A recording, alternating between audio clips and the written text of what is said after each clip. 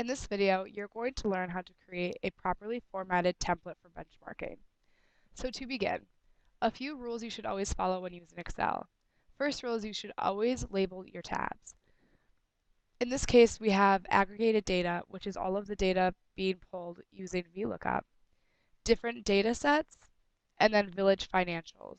So if you look down here, this is the financials for Baldwinsville, Camillus, East Syracuse, etc.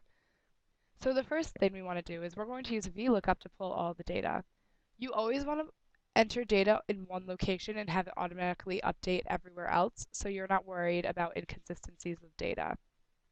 So to begin, just hit equals VLOOKUP, parenthesis. In this case, we want to know the 2011 budget.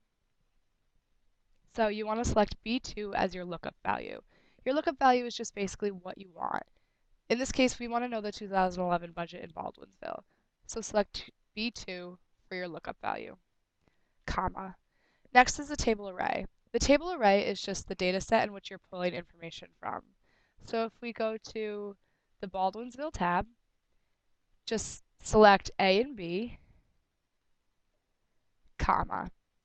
The column index number is the numbered column in which you want the data to pull from.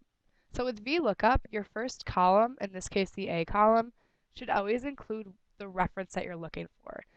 So if you see the reference that we selected was 2011 budget, that's the first column in VLOOKUP.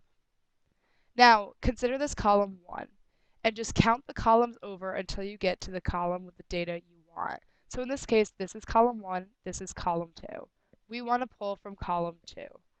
So you want to put a 2 in the formula, comma, and you're always going to want to put false because it'll bring an exact match. Now it's as simple as anchoring cells. And anchoring cells is just letting Excel know that you want to pull data from the same table array. And in this case, you just anchor a cell with the $sign in front of the A and the B. And as you see, this is the budget for 2011 from Baldwinsville. So for whatever reason, the data here changes to whatever, you see here it'll automatically update. So next, because we anchored cells, we can simply drag across and it will pull all of this information. But as you see here, NA is popping up. That means that it cannot find 1999 retirement or 1999 workers' compensation in the data set. That's because if we go back, we can see they don't have 1999 information, they only have 2012. So whenever you see NA, double check and make sure that the formula is correct and see what numbers it's supposed to be pulling. Now, let's say we also want to calculate percentage change from this data up here. All you have to do is select, so let's say total expenditure budget change for Baldwinsville. And total expenditure change will be from 2010 to 2011. So we're just going to use the percentage change formula. So you want to hit equals parenthesis, the new value, in this case the 2011 information, minus the old value, in this case the 2010 information, parenthesis, divided by the 2010 information. So you can see there's a 7% change from the 2010 to the 2011 budget. And once you get more data in here, you can drag this down because there's no data, this is popping up, but that's how you can calculate percent change. Now let's say you want to create a graph.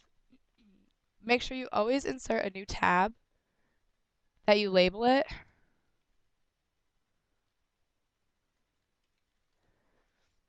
and you always be consistent with formatting. So let's say we want this to match with the yellow tabs, change the tab color to yellow.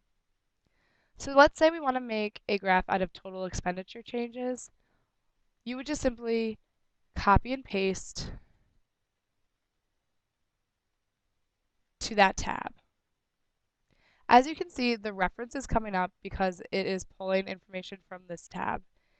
In that case, you want to Control C, paste values.